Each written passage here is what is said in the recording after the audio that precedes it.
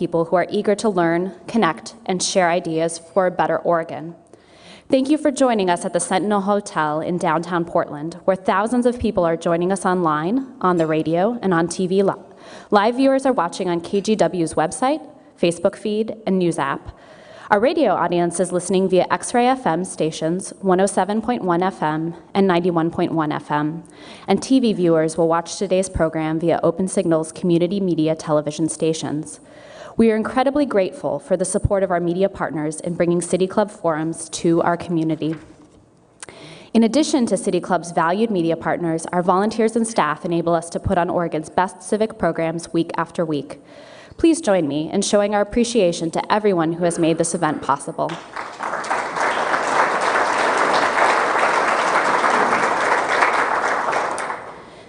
Portland is the last city in the United States with more than 100,000 residents to operate a commission form of government. How did this idea find its way to Portland? How has this style of government affected neighborhoods and communities across the city? And why have we held on to the commission system even after hundreds of US cities abandoned it decades ago, including Denver, Austin, Des Moines, and Sacramento? Here to help us untangle this history is Kristen Eberhard, senior researcher at Sightline Institute. Her research provided the foundation for City Club's recent report recommending a new system of government in Portland. Joining her are Misha Webley and Carl Abbott. Misha Webley is the communications manager at the Northeast Coalition of Neighborhoods. Misha was born and raised in Northeast Portland, is an independent filmmaker and screenwriter, and recently graduated from Portland State University after a long hiatus from school. Carl Abbott is a specialist on the history of American cities and city planning, on the history of the American West and Sun Belt, and on the later 20th century United States more generally. He recently retired after teaching for 5 decades in Portland State University's School of Urban Studies and Planning. He's written 4 books about Portland and many articles and papers about other cities.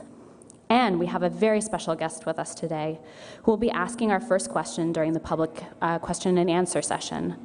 I want to personally welcome Paul Meyer, a City Club member for the past 66 years. Paul is sitting at the president's table. Please show him some love.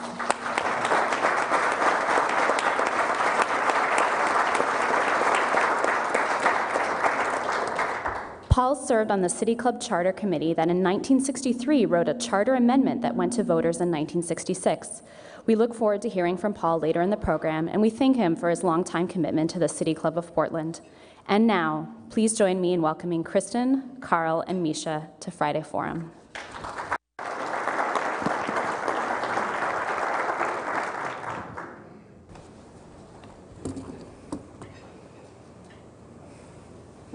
Hi, everybody. Thank you for coming out today to talk about Portland city government. Should I do the radio audience thing? Are you ready? For our radio audience, this is City Club of Portland's Friday Forum. I'm Kristen Eberhard, senior researcher at Sightline Institute, and I'm here today with Misha Webley from the Northeast Coalition of Neighborhoods and Carl Abbott from Portland State University. I'm going to set the stage with some history about Portland's form of government, and then the 3 of us are going to have a discussion, and then we'll have time for Q&A. So, Portland has run a commission form of government for more than 105 years, but where did it come from, and how has it served Portland? The commission form of government was born in the aftermath of a crisis. In 1900, Galveston, Texas was hit by a massive hurricane that killed 12,000 people, and the city of Galveston, which was then the largest city in Texas, was turned to rubble. After the storm, the survivors were faced with the task of rebuilding the city, and a group of wealthy businessmen known as the Deep Water Committee thought that to rebuild quickly and efficiently, it would be better to appoint a commission instead of electing officials. So they wanted the governor of Texas to appoint a commission of 5 experts in specific areas of public work so that they could get started. So there was public challenge and a court challenge, and it turns out you do need to elect your officials. But that idea of a commission of experts stuck. They just became elected experts.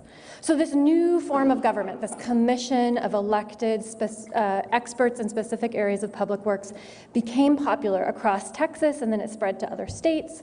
Chambers of commerce liked this idea because they thought Subject matter experts could really get jobs done faster and more efficiently. And progressive era figures like Theodore Roosevelt and Woodrow Wilson liked it too, because they saw it as an opportunity to develop competent city management in cities across the country. And for many voters, this form of government promised an end to corruption and the emergence of civil service that put the people first. So throughout the early 1900s, Portland, as well as other cities across the US, were struggling with problems of corruption and inefficiency.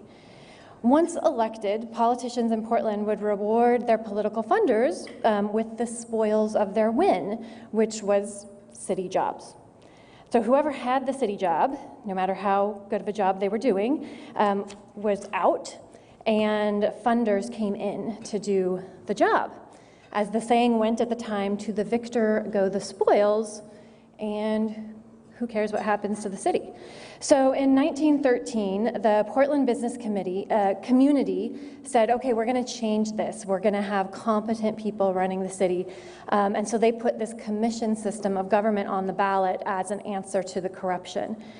It squeaked to victory with a margin of just 292 votes out of nearly 35,000 cast.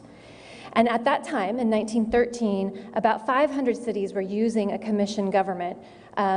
But soon after Portland adopted, the commission form started to wane in popularity because cities were discovering that it turned out the system didn't solve the corruption and inefficiency in the way that they had hoped. In fact, Galveston, Texas, the birthplace of the system, ended up overthrowing the system due to public outrage about corruption in the commission form of government. So Portlanders like to keep it weird, but in this case, we weren't really weird so much as kind of just behind the curve. We adopted the system at the time it was kind of going out of style, and then in those hundreds of other cities across the country overturned the system, and we're talking about it. So what is this commission form of government? How does it work? So in general, in the United States, we like to have a separation of powers. We have the legislative branch that writes the laws, and then the executive branch that implements the laws, and then the judicial branch that interprets the laws. The commission form of government kind of mushes them up. So commissioners have both law-making, law-writing ability, and also law-executing ability. So each commissioner in Portland has a vote on policies and ordinances for the city, and each of them acts as a chief executive officer of a bureau, running a bureau, making executive decisions, arguing for budgets for that bureau. And then they also have quasi-judicial abilities. They can make decisions on zoning appeals or other matters governed by legal procedures. So what this means is that a single commissioner in Portland could conceivably draft an ordinance, lobby for that ordinance to be passed through the council, vote for that ordinance, enforce that ordinance as the chief executive of their bureau, and then sit in a semi-judicial capacity deciding an appeal to that ordinance. It's a lot. It's a lot. So Portland's version of this commission form of government is a little different from the standard model. You'll recall that the standard model was you have specific areas of expertise that people run through. So for example, a ballot might include a position of head of Public Works Bureau, head of the Public Safety Bureau, head of the Bureau of Development Services, and then if you're a candidate, you would say, I'm running for the Public Works Bureau because I have this experience in public works, or here's my vision for public works. And then voters would get to decide, who do I think is best for public works, and then that person would run it. Portland, keeping it weird. It's like, not so much with that whole subject matter expert thing. We're just gonna run for seats 1, 2, 3, and 4, and then the mayor will later appoint commissioners to the bureau. So nobody knows. Nobody knows who's gonna be on what bureau. So a commissioner might run, for example, saying, I have this vision for housing, for example, or I have this vision for the police department, for example, but then they might not end up being the head of housing or the head of police. So that connection of subject matter expert being in charge of a bureau got disconnected in Portland. So just a note, one other interesting thing about Portland's system is we had 5 commissioners in 1913 when the city had 200,000 people in it. We have 5 commissioners today when the city has getting closer to 1 million people in it. Okay, so another piece of this system is at-large voting. So the commission system is sort of inextricably linked with at-large voting, which is a system that is unfortunately used a lot in the United States. So it means, you've all seen it on your ballot, everyone in this whole city votes for each commissioner, but you vote for them in each position. So everybody votes for position 1, everybody votes for position 2, etc. And the result of that kind of a system is that if 50% plus 1 of voters want a certain kind of commissioner, they can elect 100% of the commissioners. Even if 49% of voters wanted something else, some other perspective being represented, they might get 0 commissioners. So this commissioner form kind of sort of requires at-large voting, because if you were to have districts plus bureaus, that's a recipe for pork barreling. You would end up living in a city where, Southeast Portland is known for its great garbage and recycling services, and North Portland gets the best response times from police, and Southwest Portland has the best parks, which would not be a city that works. So we have at-large voting. So this at-large voting is another reason that the commissioner system died out in hundreds of other cities, because in 1965, the United States passed the Voting Rights Act. And the Voting Rights Act made it illegal to create any voting law that results in discrimination against racial or ethnic minorities. And remember how I said you can get 50% plus 1, you get 100% of the voices on council. So if, like Portland, you have about 1/3 of the population are people of color, it is entirely possible that they can end up with no representation, as they did for many years in Portland. So many communities used this Voting Rights Act to challenge at-large voting systems, and they won. Court cases across the country found that at-large voting systems, quote, tend to minimize the voting strength of minority groups by permitting the political majority to elect all representatives. That's a quote from a court case. So when this happened, when there was an at-large voting system, a court found that it was discriminatory against racial minorities. The court had kind of 2 broad categories of remedy to offer. So the first one is districts. Everybody's familiar with districts.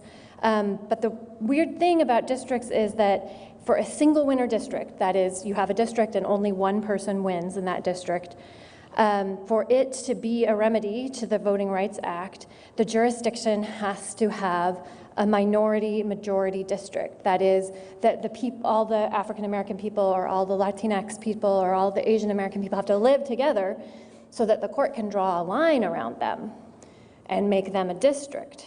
And then they can have a great shot at electing somebody. So the good thing about this remedy is the people in that district now have the chance to elect somebody who they want onto the council.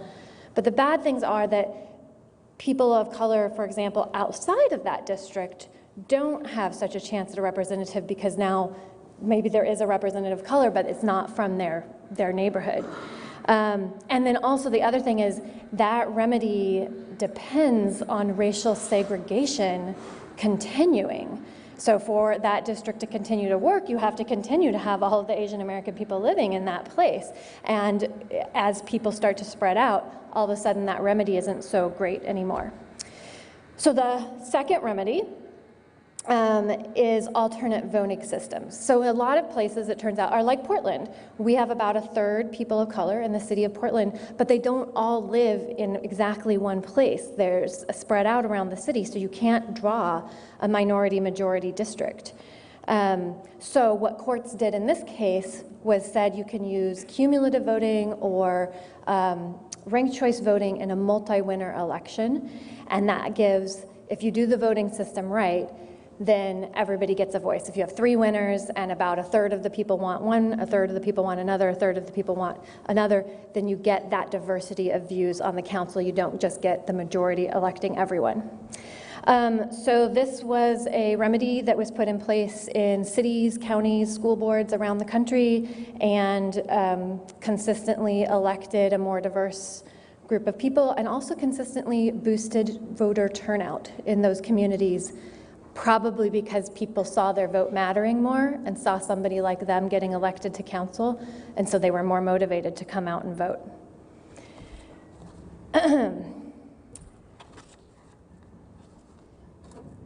So, as an example, Cambridge, yeah. So just an example, this is the city of Cambridge, Massachusetts, which uses multi-winner ranked choice voting to elect its city council and its school board. It has a somewhat similar racial makeup as Portland, but in the last, since 1995, you can see it's had much more diverse election results, a much more representative council and school board than what Portland has been able to elect. So Portland has a really striking lack of racial representation. Right now we have a very diverse city council, but in the history of the city of Portland, only 3 people of color and 9 women have ever served on the city council. Joanne Hardesty is the first person of color to be elected to the council in a generation. And this is highly related to the way that we vote. And it's not just race, it's also geographic and socioeconomic representation. So most councilors come from neighborhoods where they are homeowners, and most people in their neighborhood are homeowners. They're higher income neighborhoods, they're more likely to be close in. So it's uncommon to find a city councilor who lives outside of the innermost neighborhoods. We've never had a commissioner from St. John's or Park Rose or David Douglas, and only one, Randy Leonard, has ever lived east of 82nd. So for 105 years, we've seen the results of this at-large voting system and the commissioner form of government. So now it's time to ask, can we do better? And that is my background and context, and now we're going to have a discussion. So with that, I'm going to kick it over to my fellow panelists to ask the opening question. So Portland has upheld this, I will remind our radio audience, this is City Club of Portland's Friday Forum. And we're here, I'm Kristen Eberhard, I have Misha Webley and Carl Abbott discussing Portland's commissioner form of government. So Portlanders have had the chance to change this, and they haven't changed it over time. But now there seems to be this increasing interest in change. So Misha and Carl, what do you think is creating this shift that we're seeing in interest, and where do you think that's going?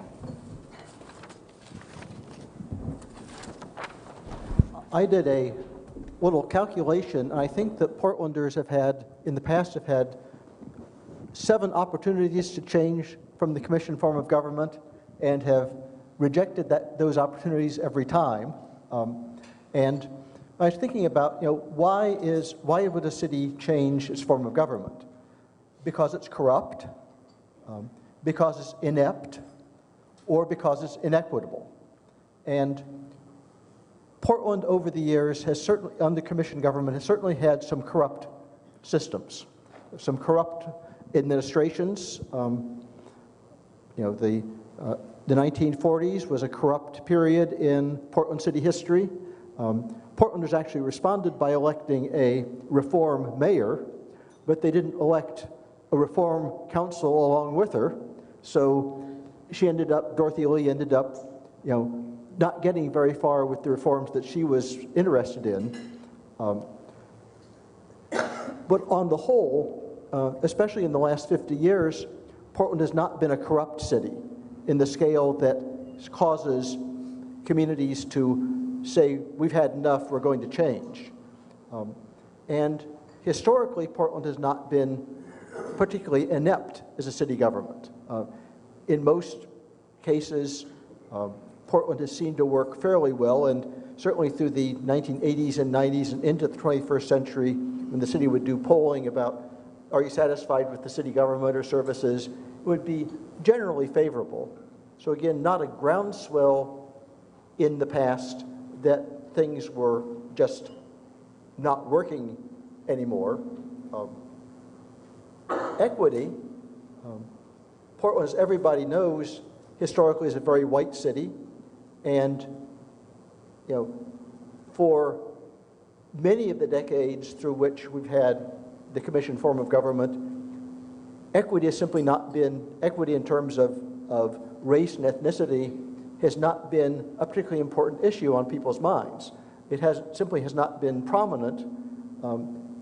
It's become much more prominent in the last 10 or 15 years as the character of the city has changed because of migration of new communities, because of the annexation of the eastern part of the city with a much more diverse population. So in this case, I think the changing character of the city itself brings equity to the fore as the key issue that would cause people to do some consideration. I would add to that it seems that there is a feeling, kind of a growing feeling that something's not right or something's not working in our city. We've, like a lot of cities in our country, have experienced a tremendous amount of change in the last decade or 15 years. And in a lot of ways, I think Portland's got away with some of the systemic problems that it's had because we've been relatively small.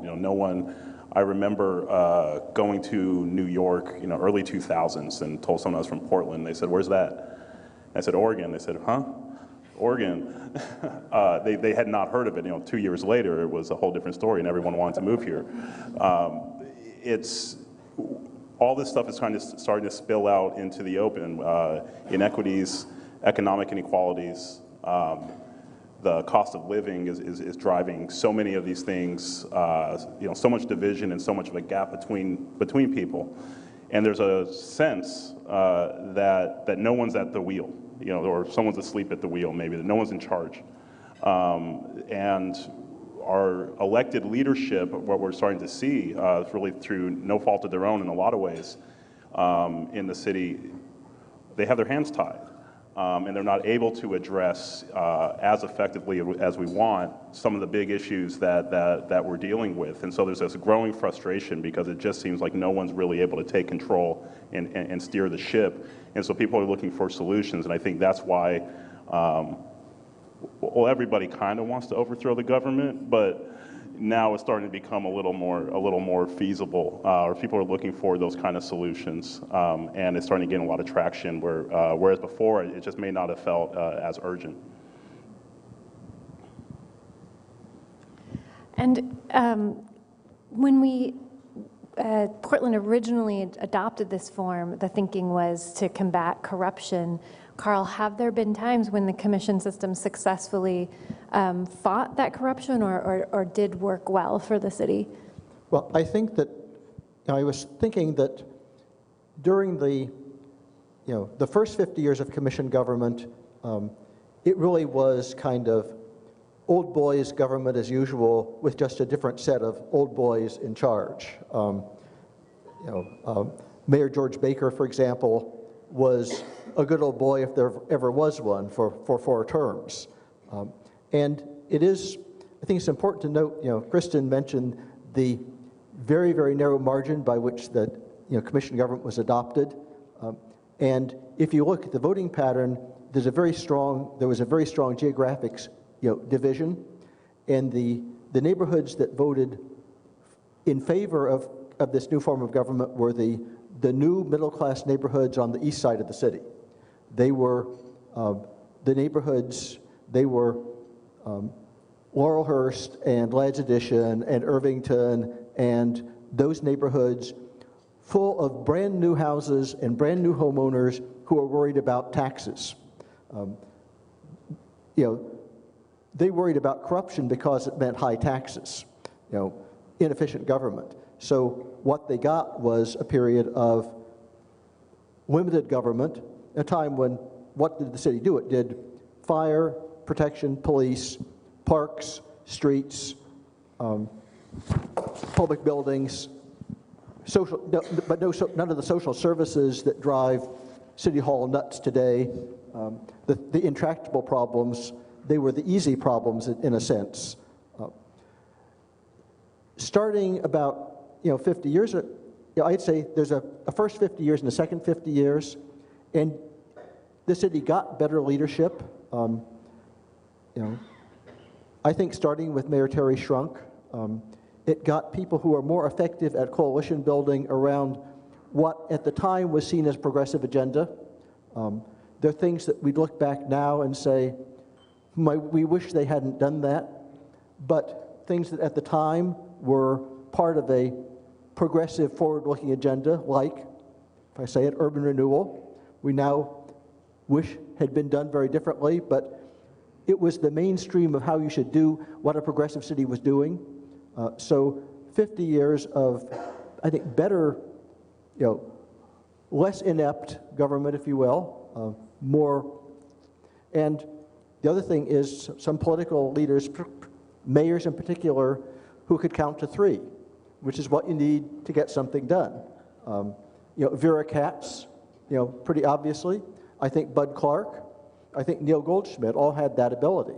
And Frank Ivensey also had the ability to count to 3, on an agenda that in some ways interrupted that progressive flow, but a leadership that leaders who could figure out how to build a coalition and find the votes and then announce the policy. So it works well when it has worked well. Better put that in a past tense at the moment. We don't know what the future is going to hold, right? So when you've had savvy political leadership. And in more recent history, who has benefited the most or been best represented, and who has been burdened or least represented by this form of government?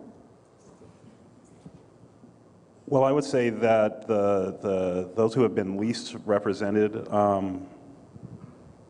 currently, as you touched on, all of East Portland. That's most recent. I mean, East Portland only became part of the city in the 70s. We, as you said, have had 2 representatives now, I believe, from that area, and that's a very diverse and very large area, very populous too. Inner Northeast Portland from the 90s on, really with the urban renewal that Carl talked about was very negatively impacted. It's been a drastic, overwhelming change, which many people from in Northeast, like myself, ended up out in East Portland as a result, and has basically flipped the demographic of who lives there. And the thing is that it's not all about what kind of government we have, as far as pointing a finger. It's that it didn't help. And that there was no localized representation in these areas, and still isn't, say, in East Portland in a lot of ways, that can at least mitigate some of the oncoming change and can maybe manage it, can be responsive to the community, and can represent those needs in City Hall or in other chambers, right? So it's I think that's where it really falls short, where the kind of change we're seeing on the ground, there's not, the people's voices aren't being heard. The people, and oftentimes those people and those voices are the hardest to hear anyway. And really, what they really need is kind of a microphone or an amplifier. And instead it gets muffled out. And so what the system is controlled by then is just a limited group of voters.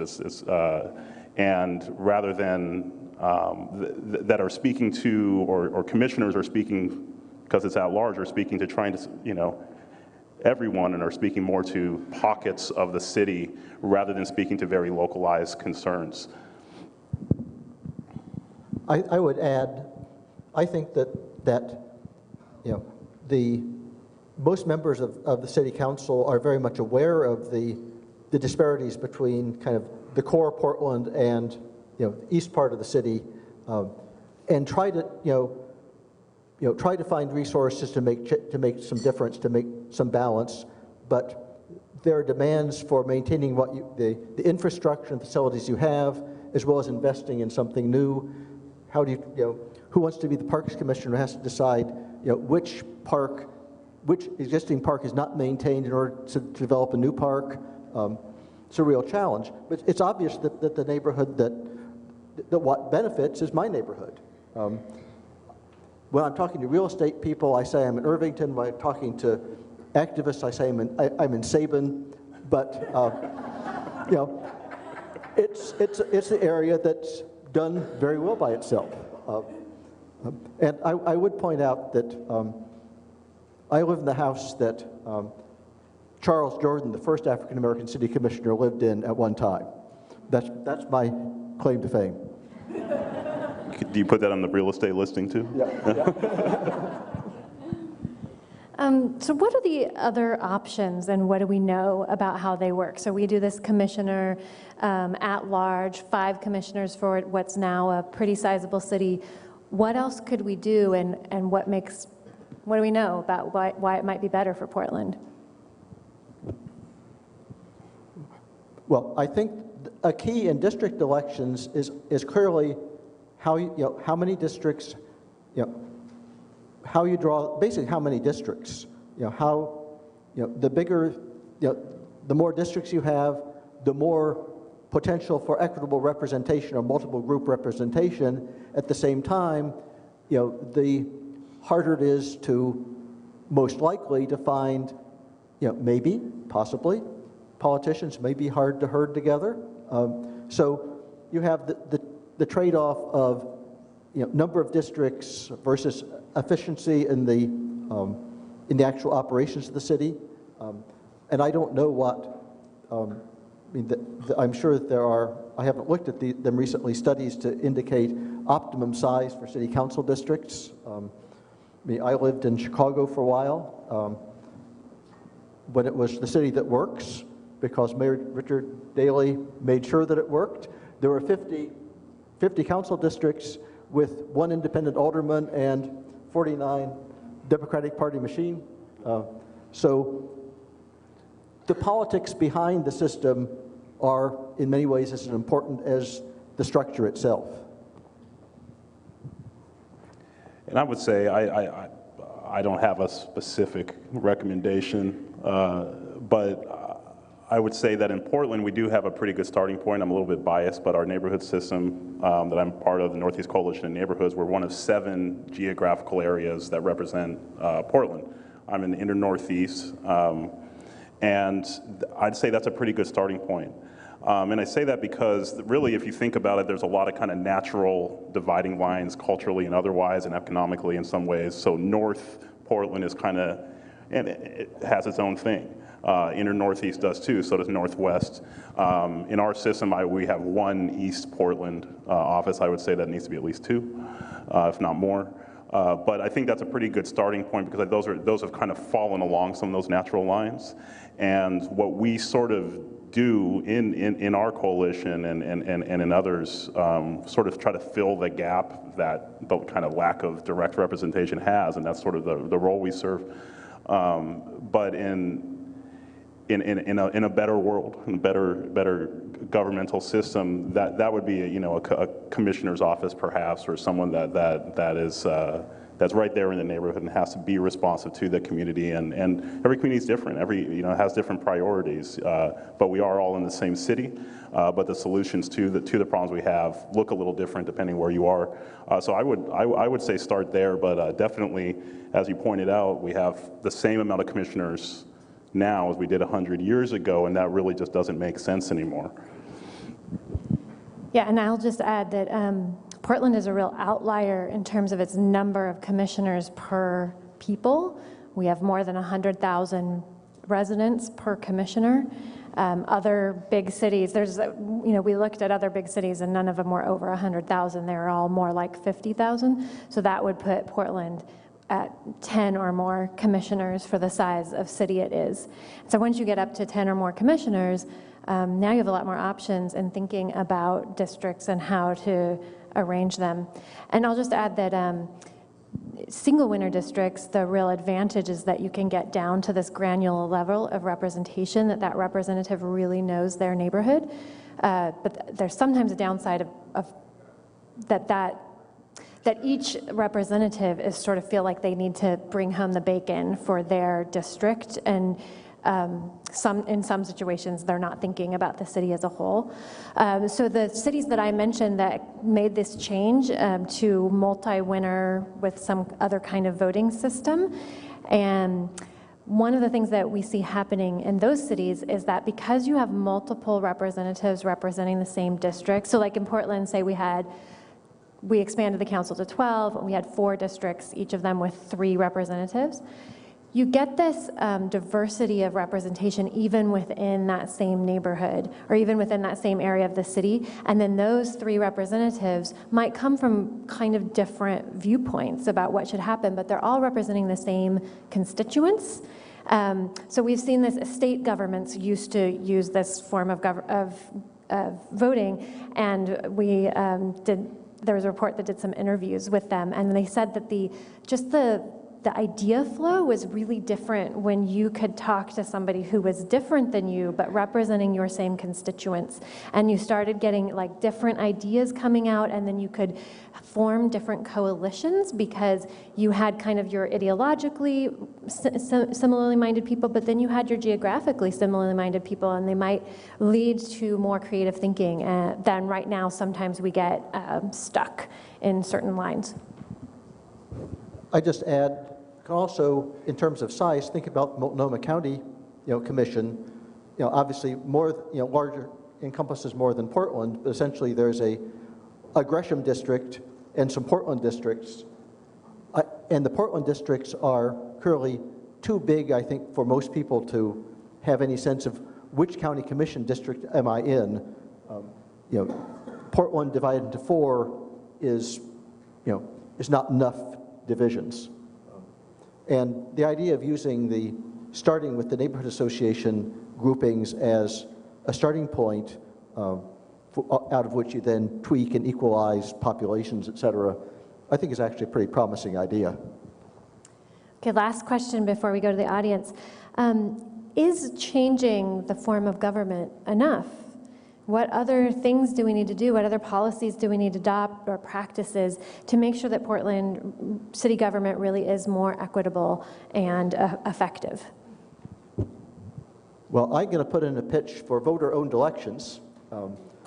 Public funding of some sort for local elections. Portland tried it, should have kept it, almost kept it, should have.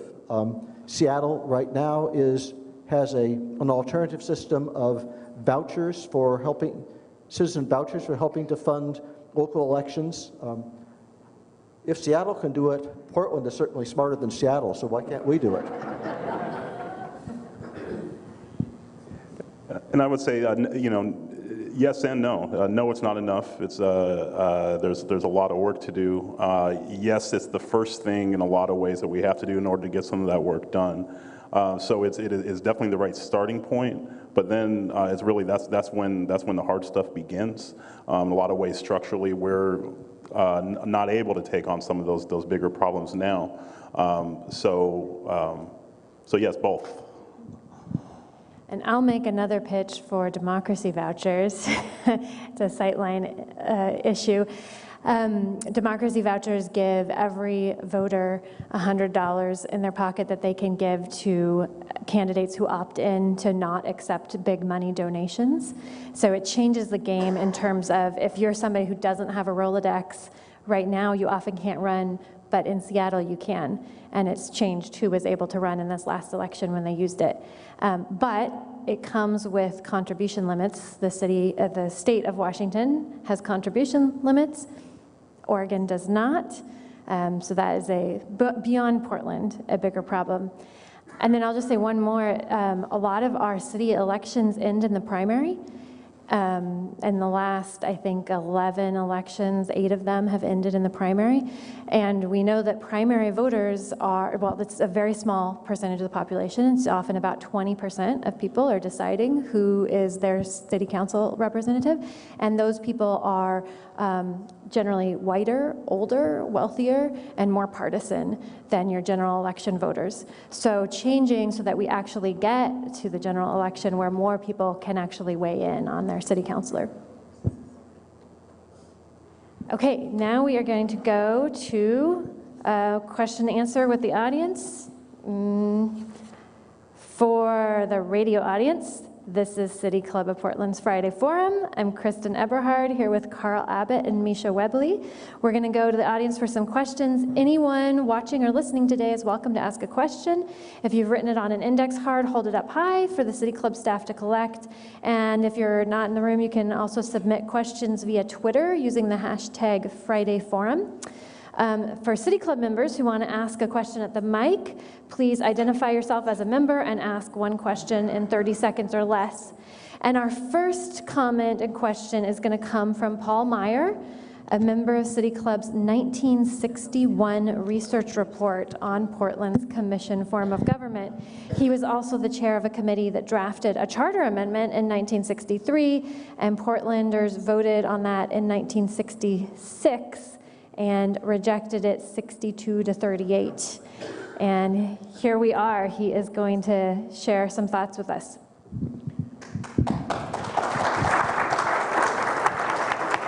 I want to thank you. Is this on? I want to thank you very much for this opportunity to speak to the group. My involvement in City Club has been a long time.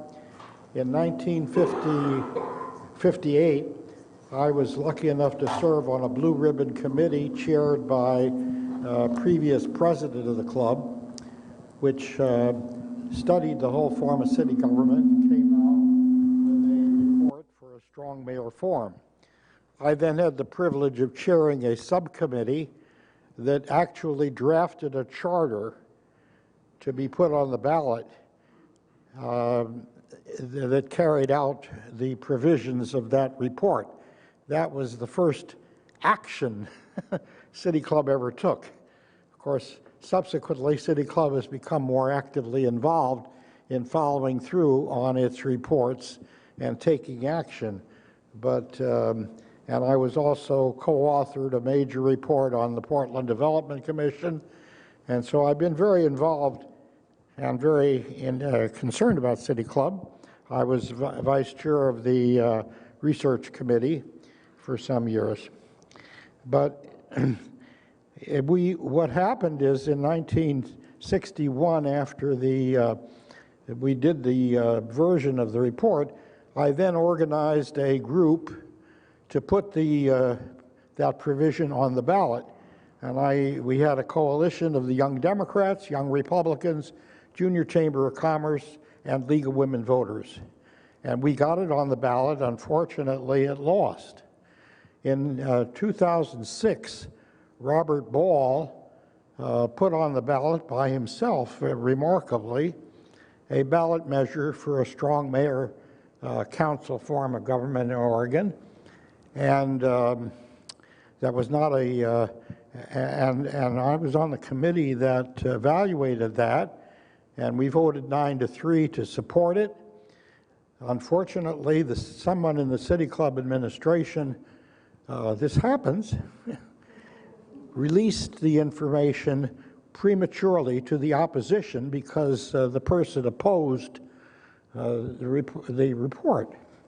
And so when the City Club met at the Multnomah Athletic Club for the meeting, about 20 people were lined up at the microphone, all coming down from City Hall to oppose it, and the City Club voted against it. So, not a very happy time. So I would say then that the only criticism I have of this report, which I think is long overdue, but I mean, I love it, that you're coming up against the commission form for all the good reasons that you have elucidated. However, Portland is way too large for a city manager. And I would urge the City Club Research Committee and the board to consider a follow-through committee to reconsider whether Portland should not have a strong mayor. Now, you may not know it, but Portland is the, let me get this here. We are the 26th most populated city in the United States. And if you get us down to the what's called the combined statistical area, we are 18th largest. Now, city manager is great for small towns, but not for the city of Portland. And I urge you to appoint another committee to reconsider the issue of a strong mayor rather than a city manager, because I think that is an inappropriate solution entirely for the city of Portland. Thank you very much.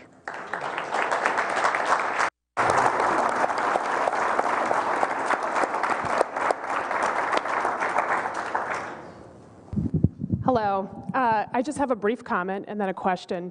Comment, I just want to, I really appreciate that the City Club is taking on this issue. Our methods of voting matter. I think we all learned that lesson in the last presidential election, and I'm trying to imagine what it would look like if we had an at-large system for the United States of America. Kind of scares me to think about it. Also, I actually hail from the second largest city originally with a commission form of government, Fargo, North Dakota, population 125,000, and except it's worse because there is no runoff election, which means that, and there is no primary, which means that you can get commissioners like Commissioner Pepcorn, who won by 17% and is currently advocating to have all refugees in the city tested for tuberculosis. Oh my God. Just to, again, show another example. As for the question, I'm trying to figure out what is different this time than the previous 7 times that it came through.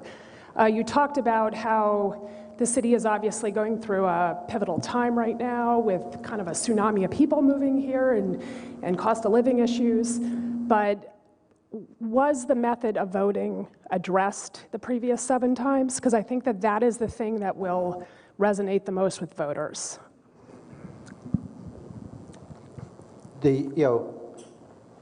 Previous times, I think it was always assumed it would be, single, not a, multi-member district or, ranked voting was always the standard yay or nay among, choose your favorite candidate off the list. You're saying it was all at large. And, or some of the suggestions had districts, but they too were, choices of, only one candidate, none of the ranked voting or proportional representation. Hi, I'm a City Club member. Name's Tamara DeRitter. My point is I've experienced some strange siloism recently. I brought to the attention of Mayor Ted Wheeler's staff that the wellfield protection overlay that we have along the Columbia River does not include protections of the railway or any of the roadways, because I've done 2 of those wellfield protection ordinances. And I was told by one of their staff that I need to also bring this up with Chloe Udaly, because she's in charge of PBOT, and then also Joanne Hardesty, because she is in charge of emergency services. Now, why is that on me and not her as a staff member? So I think there's a problem there as far as communication and the fact that I have to do that. And also, how would a strong city manager or mayor form of government make a difference? Thank you.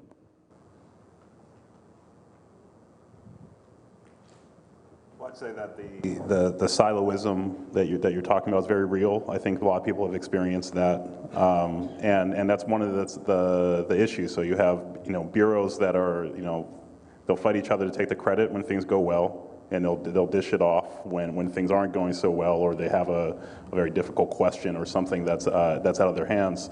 And I think that's part of, as I was saying before, about a sense that there's, who do you go to? Who's actually in charge here? And then very real issues get left behind because everyone is trying to keep distance from it because they don't have a good answer for you.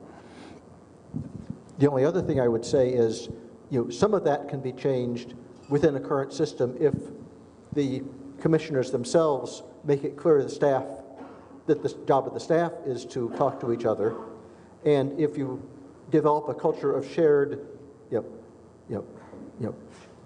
kind of both shared accountability and shared credit for developments rather than only one department or one other department. So some of that's, a bureaucratic culture question, which of course bureaucratic cultures change at about the pace of an ocean liner trying to get into the lock in the Panama Canal. And real quick, it's hard to get your voice heard as one person. If you're 5 people, they start listening. And so I would, for any issue like that, the numbers really do matter, and they start returning your phone calls a lot faster. I'm Sam Metz, a City Club member. We've heard about 2 conflicting, almost mutually exclusive functions of city leadership. One is to represent the diverse voices in the community, including religious diversity, economic diversity, geographic, age, gender, ethnic, clearly something that requires more than 5 people. And on the other hand, we expect our government, our city leadership to provide competent administration of highly complex departments that can't be run by amateurs. What form of government would you recommend that could take care of both of these expectations?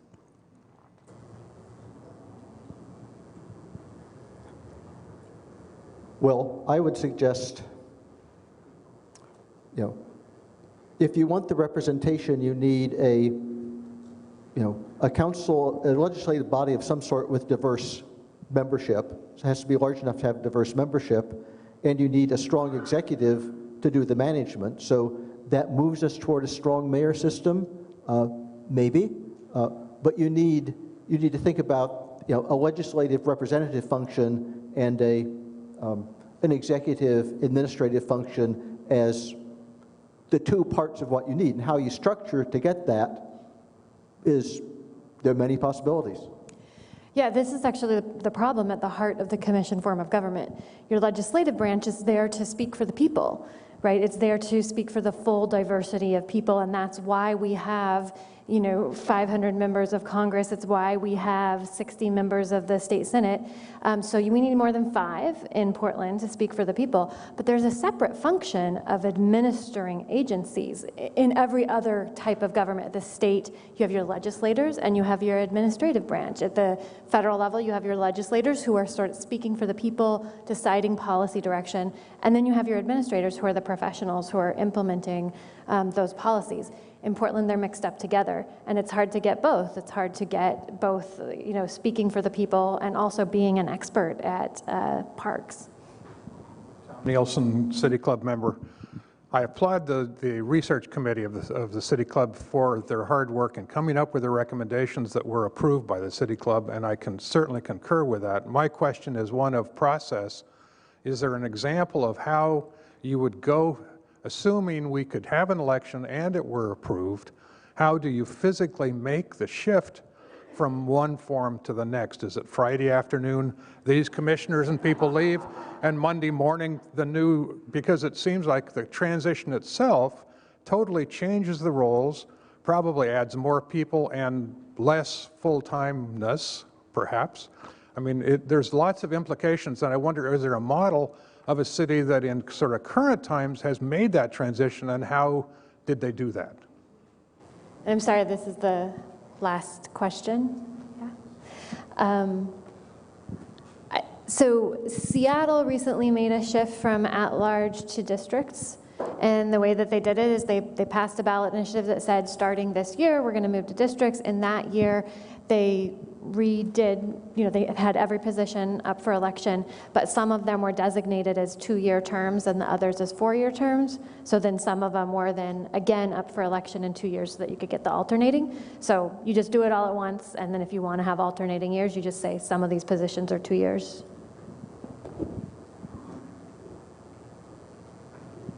Okay, one more.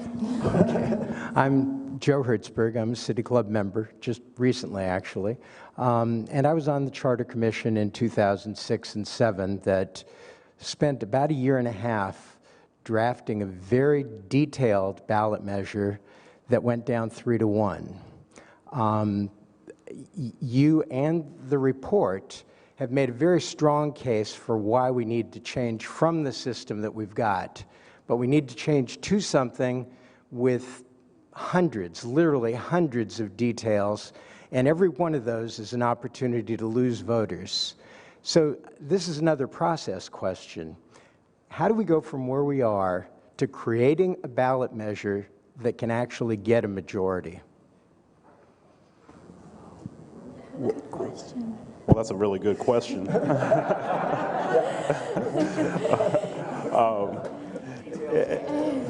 And the Charter Review Commission, I think you guys did great work, and then the problem is you hand it off to elected officials and ask them basically to vote against their own interests and vote themselves out of office in a lot of ways, and I think that's pretty flawed.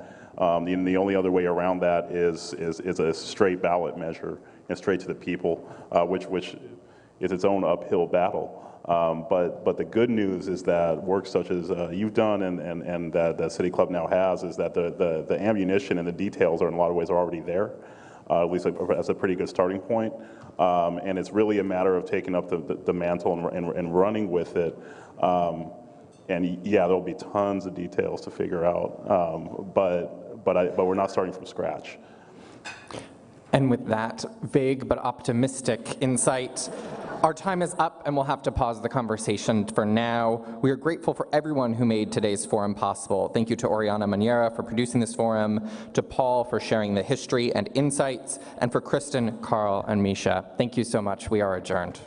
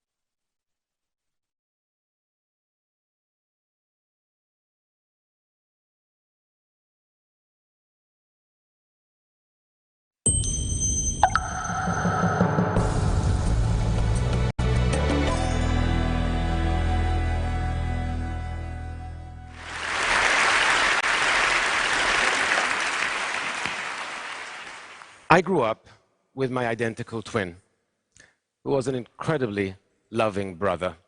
Now, one thing about being a twin is it makes you an expert at spotting favoritism. If his cookie was even slightly bigger than my cookie, I had questions. And clearly, I wasn't starving. When I became a psychologist, I began to notice favoritism of a different kind. And that is how much more we value the body than we do the mind. I spent 9 years at university earning my doctorate in psychology, and I can't tell you how many people look at my business card and say, "Oh, a psychologist, so not a real doctor." As if it should say that on my card.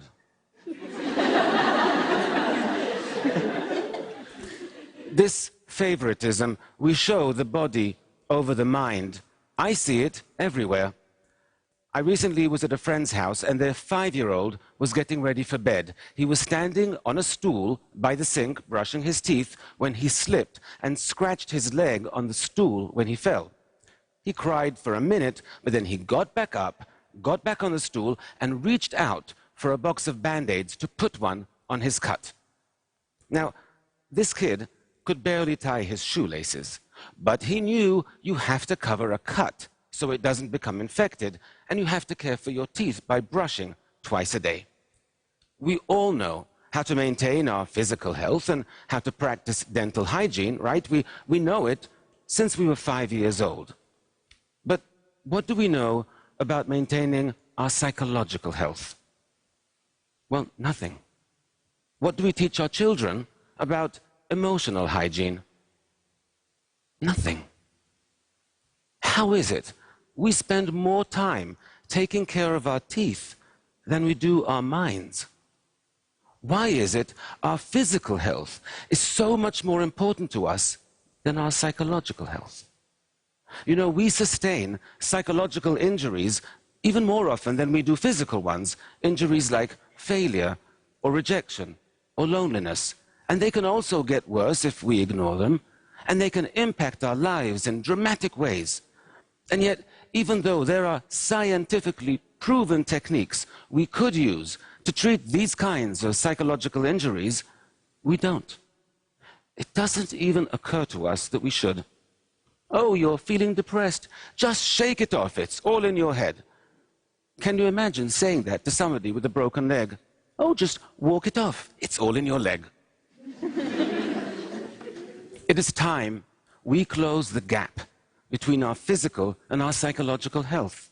It's time we made them more equal, more like twins. Speaking of which, my brother is also a psychologist, so he's not a real doctor either. We didn't study together, though. In fact, the hardest thing I've ever done in my life is move across the Atlantic to New York City to get my doctorate in psychology. We were apart then for the first time in our lives, and the separation was brutal for both of us. But while he remained